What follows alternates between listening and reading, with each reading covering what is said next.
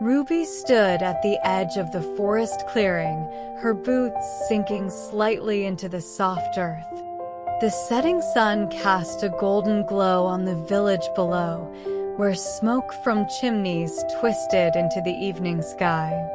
In her hand, she clutched a faded red scarf, its fabric frayed at the edges.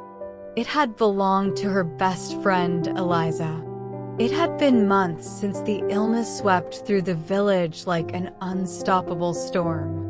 Ruby, barely 16, had taken it upon herself to care for the sick when the healer fell ill. She mixed herbs, boiled water, and sat by countless bedsides, holding trembling hands. But the illness claimed many, including Eliza. Ruby had tried everything.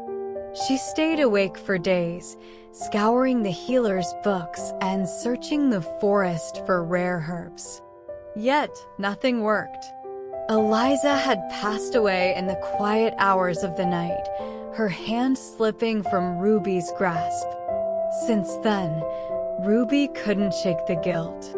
She replayed every moment, wondering if there was something, anything, she could have done differently.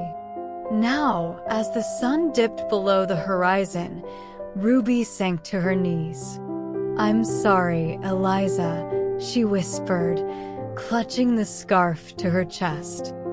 "I should have saved you." A gentle breeze stirred the air, and Ruby thought she heard a faint laugh, Eliza's laugh, light and melodic. Startled, she looked around, but no one was there. The forest remained silent except for the rustling leaves. "Ruby," a soft voice seemed to echo in her mind, one she hadn't heard in so long. "It wasn't your fault." Tears welled in Ruby's eyes. "But I failed you." "I failed so many." The voice returned, steady and kind. "You did what you could. You stayed when others ran. You gave hope when there was none. It's not your job to save everyone, Ruby." The words hit her like a wave, washing over her, pulling her under, then lifting her to the surface. She thought of the faces she had comforted, the meals she had prepared for the families left behind, the children she had taught to smile again. She had done her best, even when her heart ached and her body begged for rest.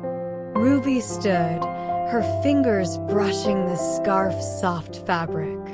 The wind picked up, carrying the scent of wildflowers and pine. For the first time, she didn't feel the weight pressing so heavily on her chest.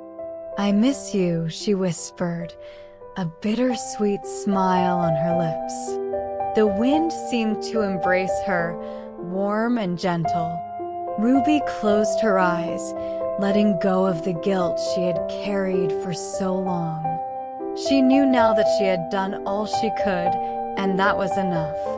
As the stars began to appear in the darkening sky, Ruby turned back toward the village.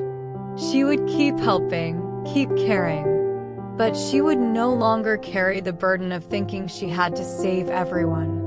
And as she walked, the scarf fluttered in the breeze, a reminder of love, loss, and the strength to let go.